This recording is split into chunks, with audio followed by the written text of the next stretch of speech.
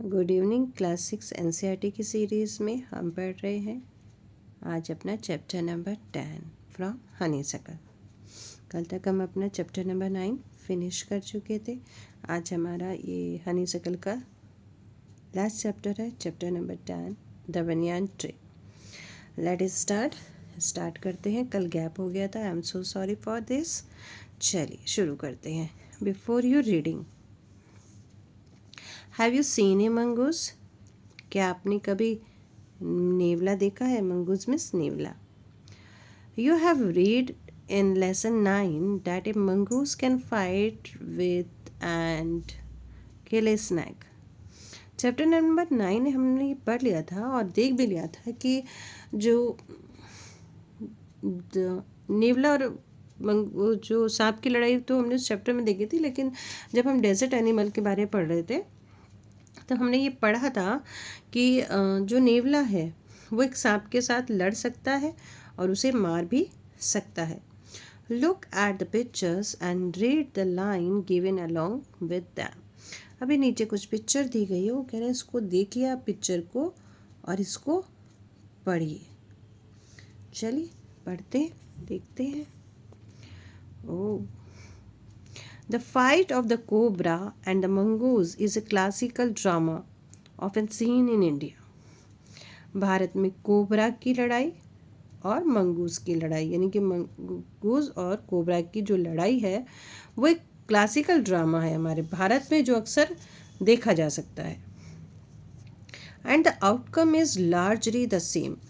और इसका जो आउटकम यानी कि इसका जो रिजल्ट रहता है, जो परिणाम रहता है, मुख्यतः वही रहता है, क्योंकि मंगूज ही जीत जाता है इसमें।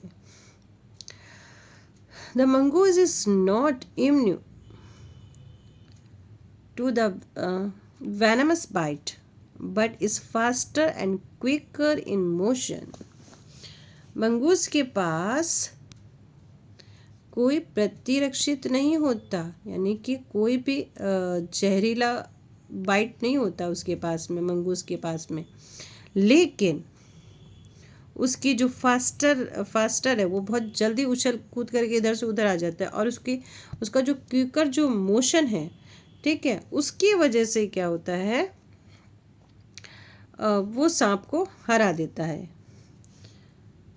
A cobra assumes a posture of defense and attempt to reach the animal by the sweeping strike.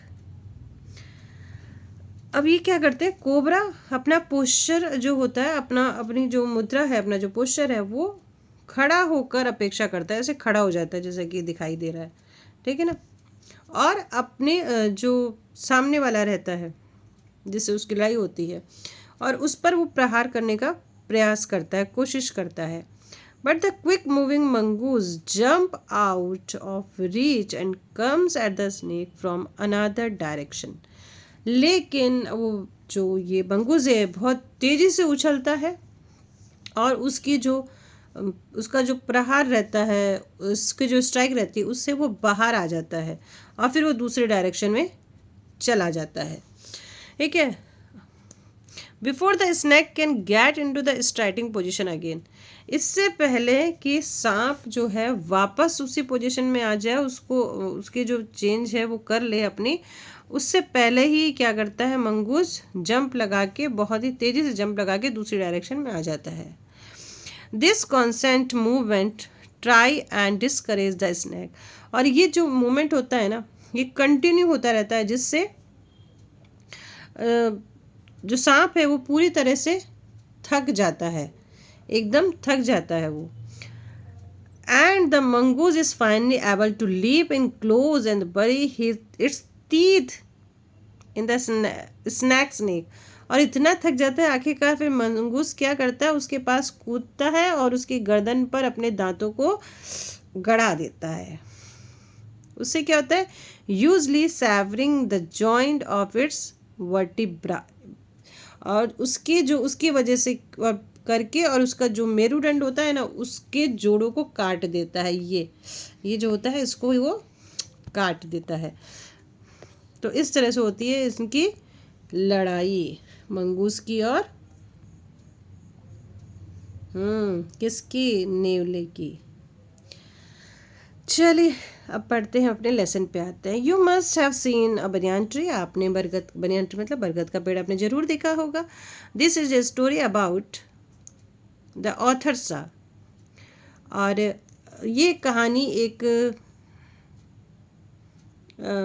अच्छा, एज ए यंग बॉय, ठीक है। ये कहानी के जो लेखक हैं ये उस समय यंग बॉय थे जब ये अपनी कहानी अपनी बता रहे हैं।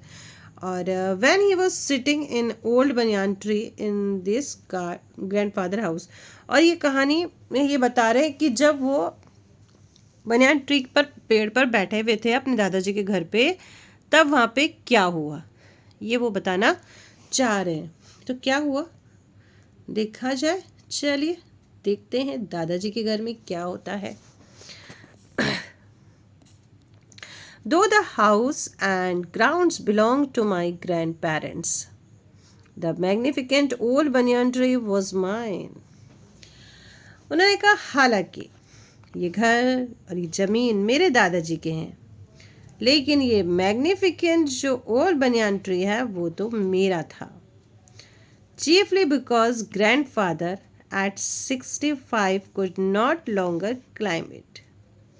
क्योंकि मेरे जो दादाजी हैं वो 65 साल के हैं, अब वो इस पर नहीं चढ़ सकते थे। तो ये पेड़ किसका हो गया? ये पेड़ मेरा हो गया। इट्स स्प्रेडिंग ब्रांचेस, इसकी फैली हुई शाखाएं, which hung to ground and took root again, इसकी फैली शाखाएं जो जमीन से नीचे लटकी हुई थी, जमीन से नीचे लटकी हुई थी। Forming a number of twisting passage, और जिन्होंने क्या किया था, अपनी जड़ें जो है वो ज़मीन पे लटकी हुई थी और उन्होंने अपनी जड़ें ज़मीन पे टिका ली थी। अब जैसे ये हो गया बनियान ट्री और इसकी जैसे जड़ें निकलती है ना, तो ये कहाँ हो जाती है? ये ज़मीन पे। तो ये ज़मीन पे क्या हो जाती है? ज़मीन पे इसने अपनी जड़ें बना ली थी। Yummy and less pleasure, और ये मुझे जो है ना बहुत ही मुझे खुशी देते थे। जब जड़ें ज़मीन पे बना ली और बनाने के बाद क्या हुआ, इसके खूब सारे रास्ते बन जाते हैं।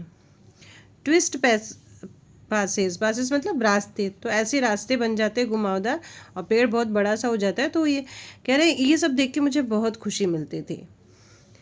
Among them squirrels, snail and butterfly, और यहाँ पे कौन कौन थे? स्क्वायरल गिरैली थी, स्नैल था और कौन था? बटरफ्लाई थे इस पेड़ पे। The tree was older than the house, और जो ये पेड़ है ये मकान से भी पुराना था। Older than grandfather, और मेरे दादाजी से भी पुराना था। As old as Dehradun itself, और इतना पुराना जितना कि देहरादून था, यानी कि ये देहरादून की कहानी लग रही है। I could hide myself in its branch behind thick green leaves and spy on the world below, और मैं क्या करता था, इस पेड़ पे बैठ जाता था क्योंकि जो ब्रांचेस थी चारों तरफ से फैली हुई थी, तो मैं अपने आप को इसमें छिपा सकता था उन घनी घनी पत्तियों के पीछे, और जासूस बन के मैं पूरी दुनिया पे नज़र रख सकता था। ये कह रहे हैं हमारे छोटे राइटर, अब तो बड़े हो गए, उन्होंने अपनी कहानी बता रहे हैं ये उस दिन क्या हुआ था।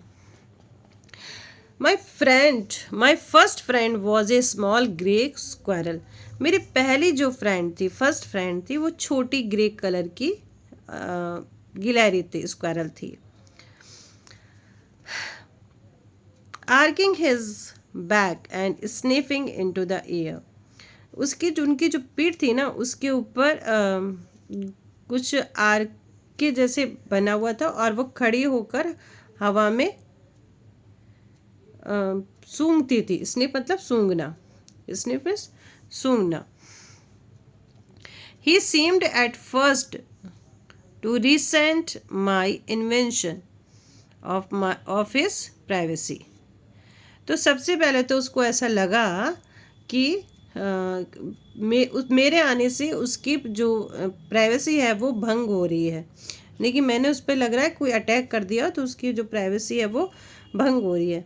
But when he found that I could not arm my self, लेकिन जब उसने देखा कि मेरे पास कोई भी आर्म नहीं है, कोई भी हथियार नहीं है, with Catapult and the air gun, Catapult मतलब गुलेल, ठीक है, मेरे पास कोई गुलेल भी नहीं है, कोई ऐसी एयर गन भी नहीं है, तो वो थोड़ी सी उसको अच्छा लगा। ही बिकम फ्रेंडली, और उसके बाद वो मेरी दोस्त बन गई। कौन बन गई उसकी दोस्त? गिलहरी उसकी दोस्त बन गई। When I started bringing him pieces of cake, और जब मैंने उसे केक के पीसेस देना शुरू किया एंड बिस्किट, और बिस्किट भी देना शुरू किया, ही ग्रू क्वाइट बोल्ड, तो फिर उसकी हिम्मत और थोड़ी सी बढ़ गई, यानी कि मेरे वो और करीब आई। एंड वो सून टेकिंग मॉर्सेल फ्रॉम हैंड, मॉर्सेल होती है घास एक तरह की, और फिर वो मेरे हाथों से घास भी लेने लग गई थी। तो यानी कि उसका जो डर था वो ख़त्म हो गया था, उसको लगा कि मैं उसके लिए क्या हूँ, सेफ हूँ। Before long he was dabbling into my pocket and helping himself to whatever he could find। ठीक है, इससे पहले वो मेरी जेब की गहराई तक जाकर और खुद ही उसे जो कुछ भी मिलता उसको ढूंढने की कोशिश करती। He was a very young squirrel, वो बहुत ही छोटी गिलहरी थी। And his friend and relatives probably thought him foolish and headstrong for thrusting a human। और वो बहुत छोटी थी और उसके दोस्त और रिश्तेदार को ये पूर्णतः और उसको जिद्दी मानते थे, और ये कहते थे कि एक आदमी पे विश्वास करती है, यानी कि मुझ पे विश्वास करने के लिए उसके जो रिलेटिव्स थे उसको क्या मानते थे, मूर्ख और जिद्दी मानते थे। In the spring when banyan tree was full of small red fig, वो जो बनियान ट्री होता है ना उसमें से देखो छोटे छोटे से ऐसे फल आते हैं रेड रेड कलर के ऐसे, तो उसको सब लोग खाते, सारे पक्षी, जो उसमें एक दाने भी रहते हैं, अंजीर जैसे रहता है वो, है ना, उसको रेड फिग कहते हैं। ठीक है, in the spring when the banyan tree was full of small red fig, और बसंत ऋतु आती है, जब स्प्रिंग आती है, तो जब बरगद के पेड़ में बहुत सारी छोटी छोटी लाल अंजीर जैसे फल आ जाते हैं, birds of all kinds was flog into its branch, तो सभी तरह के पक्षियों की झुंड आकर उसकी ब्रांचेस पे आके बैठ जाते हैं। The red bottoms Bulbul cheerful and the ग्रेडी parrot मैना एंड क्रूज, कौन कौन आ जाते हैं उस पे? कि लाल पेट वाली बुलबुल जो बहुत ही प्रसन्न और लालची थी। ठीक है, बुलबुल कैसी थी? खुश भी थी और लालची भी थी। तोता, मैना, कौवा, ये सारे लोग उस ब्रांचेस पे आके बैठ जाते हैं। स्क्रैबलिंग विथ वन अनदर, और एक दूसरे से बात, छोटी छोटी बात पर झगड़ा करते हैं।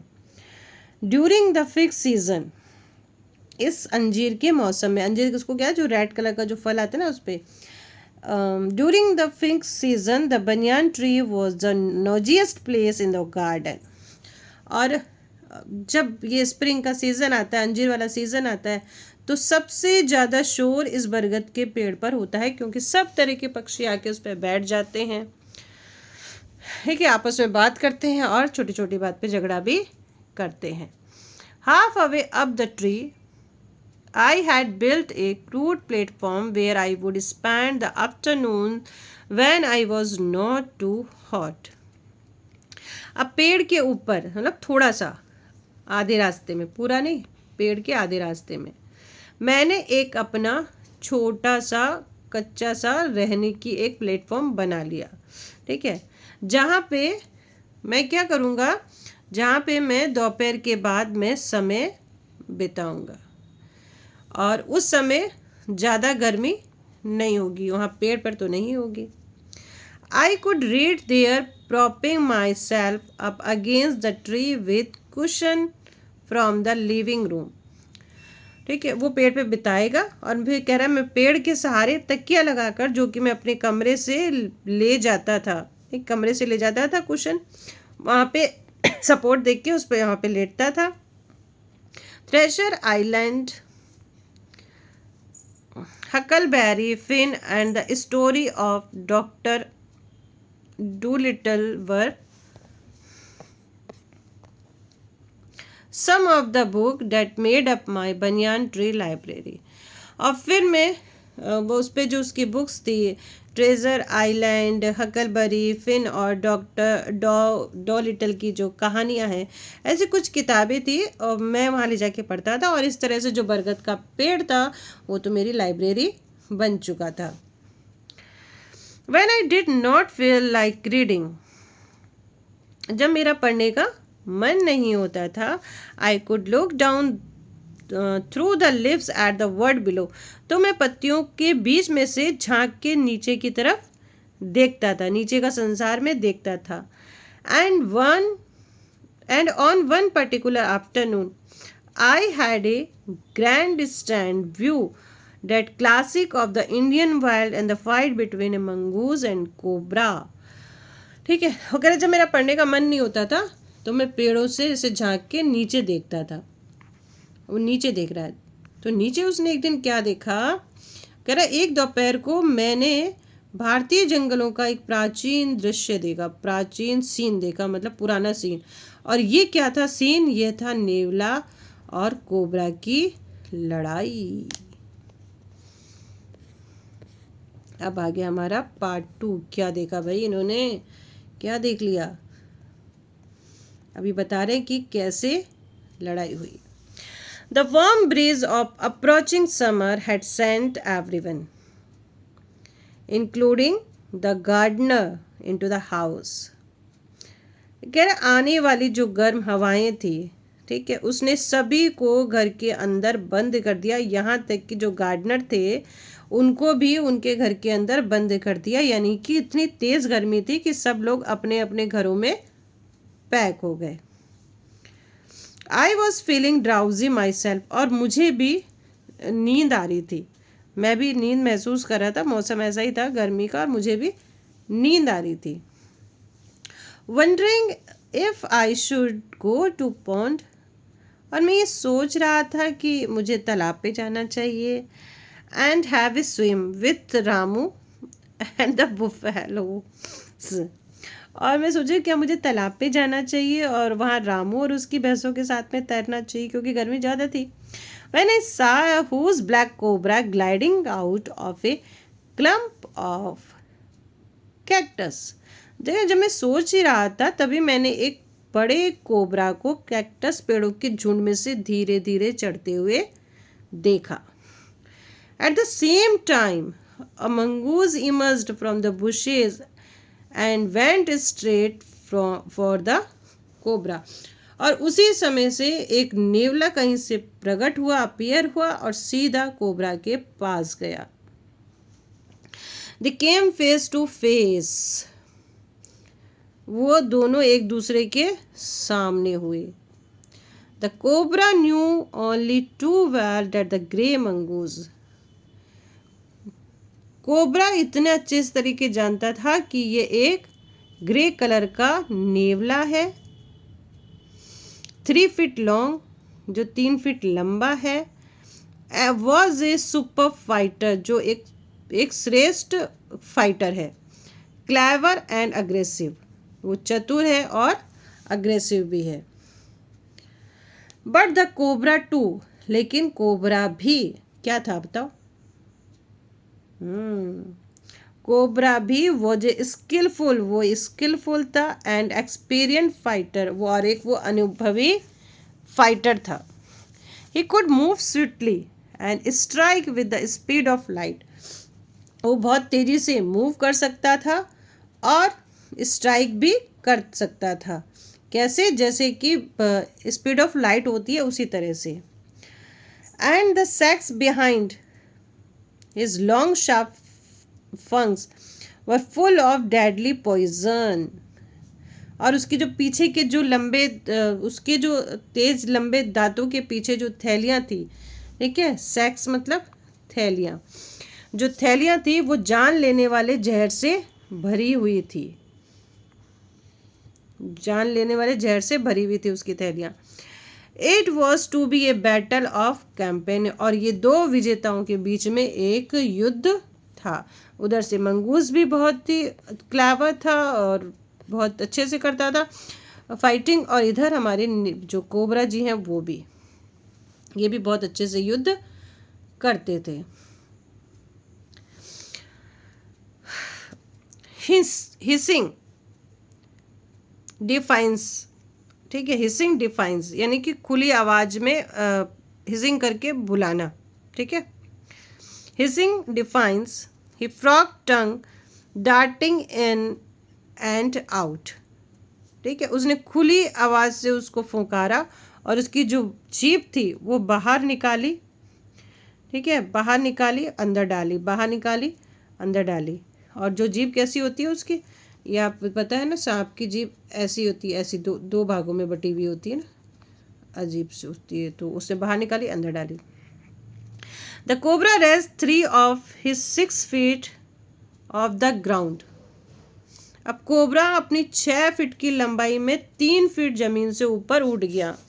मान लेते हैं ये 6 फीट का कोबरा है, तो इतना आधा इसने अपने आप को जमीन से ऊंचा उठा लिया, ठीक है। स्ट्रेट, जैसा कि पहले देखा ना, स्ट्रेट क्या हुआ, खड़ा हो गया। And spread its broad spectacled hood, और अपना चौड़ा और चश्मेदार फन फैलाया, ये फन फैला दिया उसने। चश्मेदार ऐसे कहा है, ये ऐसे दो बनी हुई होती है ना उसकी आंखें, ठीक है, ऐसा फन उसने फैला दिया। The mongoose buzzed his tail, और उसने नेवले की पूंछ हिलाई। The long hair on his spine stood up, और जब उसने पूंछ हिलाई तो उसकी रीढ़ पर जो लंबे बाल थे वो सीधे खड़ा हो गए, दो द खड़े हो गए, ठीक है। दो the combatants were unaware of my presence in the tree. combatant मतलब होता है जो योद्धा थे, ठीक है। ये दो योद्धा बोला गया इनको, कि जो दो योद्धा थे इनको ये नहीं पता था कि मैं पेड़ के ऊपर हूँ, यानी कि अनअवेयर थे मेरी परसेंस से, इनको नहीं मालूम था कि मैं हूँ। They were soon made aware of the arrival of 2 other spectators माने देखने वाले आ गए, 2 और लोग वहाँ पे देखने वाले पहुँच गए। कौन थे? वन वॉज मैना, एक तो मैना थी, द अदर और जंगल क्रो, दूसरा था जंगल का crow. They had seen this preparations for battle, और उन्होंने लड़ाई के लिए तैयारियां देख ली थी, तो वो भी भैया उड़ते उड़ते आ गए, चलो देखते हैं क्या होता है। आने के बाद वो उन्होंने क्या किया, they had settled on the cactus to watch the outcome, और वो दोनों के दोनों जाके कैक्टस पर बैठ गए और देखने लगे कि इसके क्या परिणाम निकलते हैं, क्या रिजल्ट निकलता है, कौन जीतता है, नेवला जीतता है या फिर कोबरा जीतता है। Had they been content only to watch, और वो कह रहे क्या वे केवल इसको देखकर संतुष्ट थे। All would have been well with both of them, और वो सभी उन दोनों के साथ अच्छे तरीके से महसूस कर रहे थे, यानी कि उनका जो फाइटिंग थी इन लोगों को देखना अच्छा लग रहा था। ये देखिए, ये भी ऐसे देख रहे हैं क्या हो रहा है, क्या नहीं हो रहा है। चलिए, the cobra stood on the defensive swaying slowly from side to side. अब जो कोबरा है वो डिफेंसिव मतलब आक्रमण से रक्षा करने के लिए सीधा खड़ा हो गया, पहले बताया ना कि सीधा खड़ा हो गया। Trying to mesmerise the mongoose into making a false move. Mesmerise मतलब सम्मोहित करना, है ना। अब मंगूज क्या कर रहा था, ठीक, खड़ा हो गया और एक साइड से दूसरे साइड की ओर धीरे धीरे डोल रहा था। वह नेवलों को सम्मोहित कर गलत दिशा में जाने के लिए प्रेरित कर रहा था। अब ऐसे वो खड़ा हो गया वहाँ पे, देखा ना, यहाँ पे वो क्या हो गया, खड़ा हो गया और अपने आप को ऐसे हिला रहा है तो उसको लग रहा है कि मंगूस जो है वो गलत डायरेक्शन में जाने के लिए उसको कर रहा है कि भाई वो गलत डायरेक्शन में जाए। But the mongoose knew the power of his opponents glassy, लेकिन जो मंगूस है वो अपने विरोधी के पावर को अच्छे से जानता था। अनविंकिंग आइज, उसकी जो आंखें हैं वो पलक झपक के बिना ही थी ना, मिल नहीं, और ही and refuse to meet them, ठीक है। वो अपने जो विरोधी था, विरोधी कौन था, कोबरा था, उसकी शक्ति को जानता था, जो आंखों को झपकाए बिना बिना था और उससे नजरें मिलाने के लिए अपने आप को मना कर रहा था कि मतलब मुझसे नजरें मत मिलाओ। Instead he fix his gaze at the point just below the cobras hood and open the attack. अब बल्कि क्या कर रहा था, उसने है ना अपनी आंखें मतलब वो ऐसे ऐसे हिला रहा था, क्या नाम है उसका, कोबरा। तो जो मंगूस है उसने अपनी आंखें सिर्फ कोबरा के ऊपर जमा के रखी और बस अब वो अटैक करने के लिए रेडी था, ठीक है।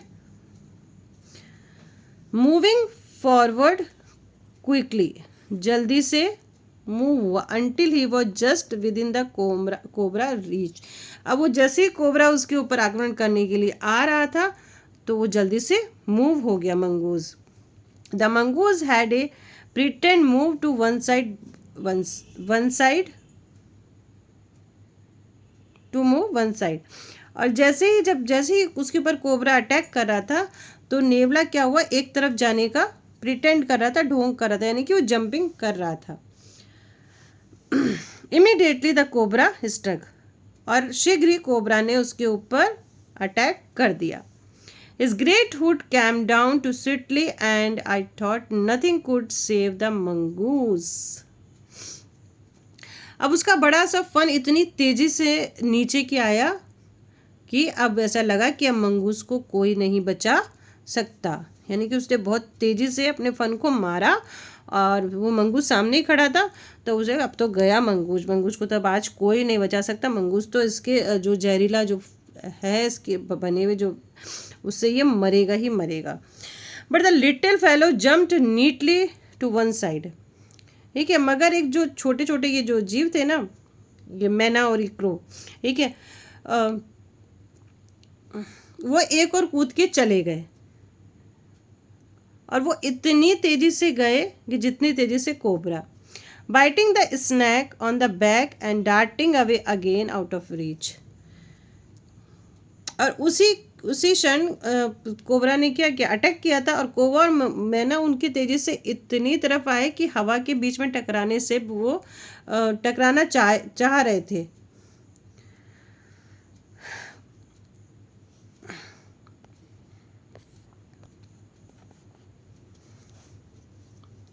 ठीक है। The same movement at the cobra struck, उसी समय कोबरा ने स्टक किया। द क्रो एंड द मैना हुरिड देमसेल्फ एट हिम, वो बहुत जल्दी से आए, जितना कि ये तेजी से घूमा कोबरा उसी तेजी से ये भी घूमे। Only the coiled heavily in mid air, और फिर इन्होंने क्या किया, जो ये था ना कोबरा, ये अपना कॉइल बना के बैठ गया।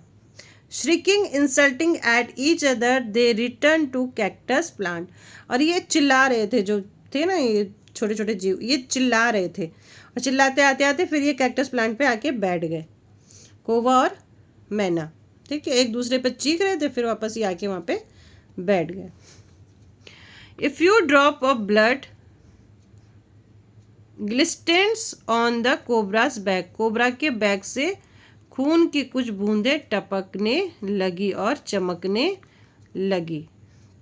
लगी। The cobra struck and missed, cobra ने फिर से अटैक किया लेकिन उसने मिस कर दिया, यानी कि जो मंगूस है अभी उसके हाथ में आया नहीं अभी। Again the mongoose sprang aside, jump in and bit, और फिर वो चूक गया। फिर नेवले ने क्या किया, फिर से एक बार उछला और फिर फिर कूदा।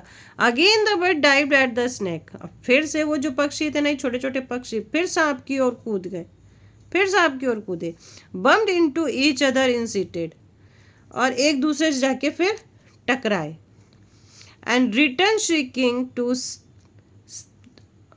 सेफ्टी ऑफ कैक्टस, और फिर से वो एक दूसरे से टकराए और टकरा के फिर से वापस आके कैक्टस के ऊपर बैठ गए। अब इन लोगों को बीच में आने की कहाँ जरूरत थी, बीच बीच में आए जा रहे हैं ये भी। हाँ, the third round follow the same course as the first but with one dramatic. लेकिन अब ये तीसरा शुरू होने वाला था, तीसरा जो राउंड है ये शुरू होने वाला था जैसे कि पहला हुआ, मगर इसमें एक थोड़ा सा डिफरेंस था। ठीक है, the crow and the myna still determined to take part in the proceedings, diving at the cobra.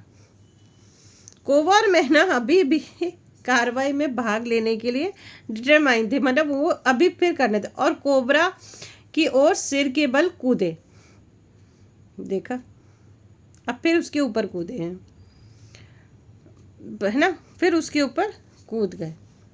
But this time they missed each other as well as their marks, और इस बार वो एक दूसरे से चूक गए। ठीक है, अब एक दूसरे चूक गए।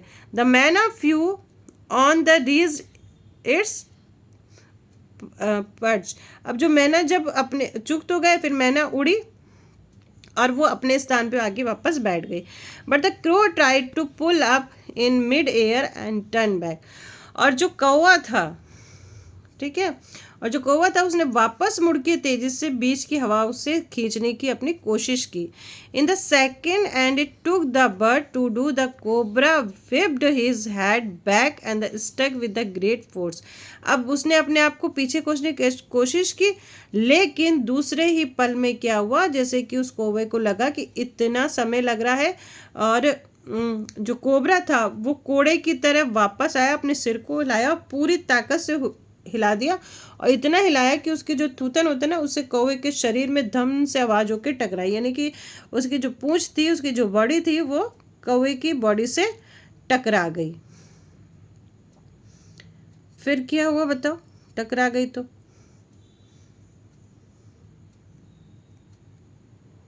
अब इतना ज्यादा था कि उस बेचारे की बॉडी ही टकरा गई।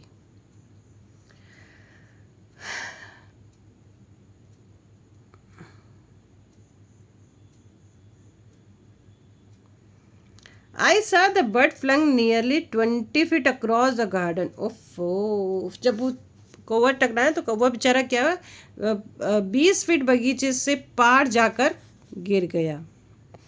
इतना तेज, देखो ये गिरा कौवा। It fluttered about for a while, और वो कुछ देर के लिए फड़फड़ाया, है ना, लेकिन मुझे लग रहा है फिर वो मर गया।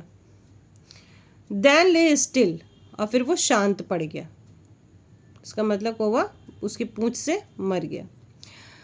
द मैना remained on the cactus plant, और जो मैना थी वो कैक्टस प्लांट पे ही बैठी थी। And when the snake and the mongoose return to the fight, और अपनी बैठी थी, और जब सांप और नेवला वापस लड़ने के लिए आए, very wisely decided not to interfere again, और फिर उसने ये सोचा कि भाई अब इनके बीच में मैं इंटरफेयर नहीं करूँगी, क्योंकि ये तो क्या हुआ, ये तो बीमार हो, ये तो मर गया कौवा, तो कहीं मैं ना मर जाऊँ।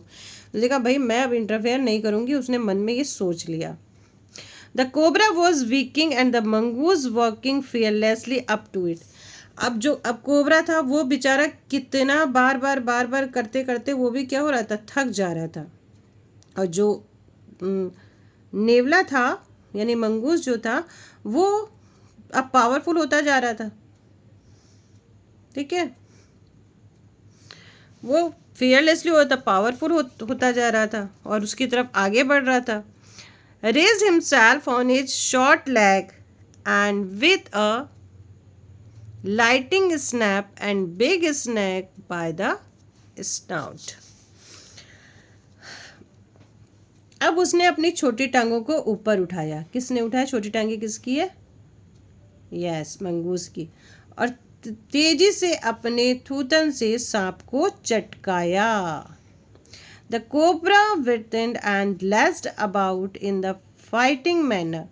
और कोबरा भी पीड़ा से बहुत बेचारा तड़प गया और फिर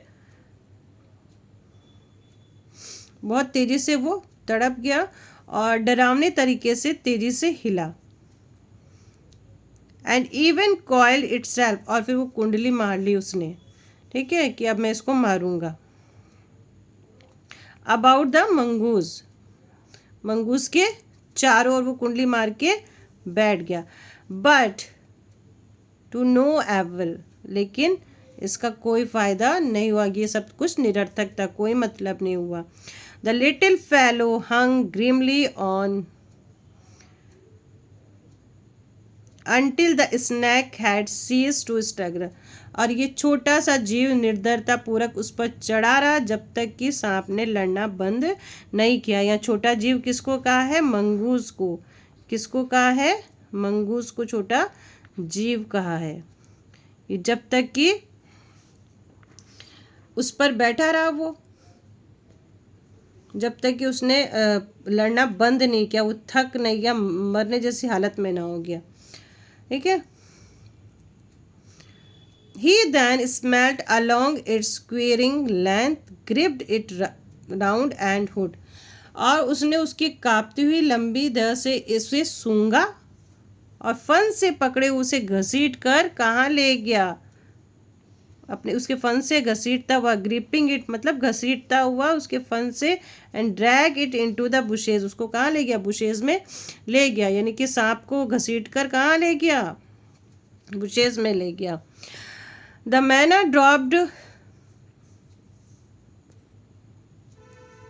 कॉशियसली, अब मैना जो है सावधानी से कॉशियसली टू द ग्राउंड, सावधानी से जमीन पे आई। हॉप्ड अबाउट, और फिर थोड़ी सी उछली वो। Peered into the bushes from a safe distance, और सुरक्षित झाड़ियों से उसने देखा और वो चली गई।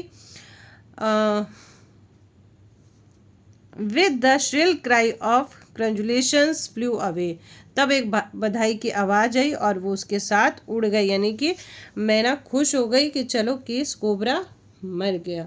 तो ये थी कहानी कोबरा की और मंगूस की। तो ये चैप्टर हमारा लास्ट। आई होप आपको समझ में आया होगा। नहीं आया होगा तो आप मुझे कमेंट बॉक्स में लिख देंगे, फिर से कोशिश की जाएगी। तब तक के लिए बाय बाय, गुड नाइट।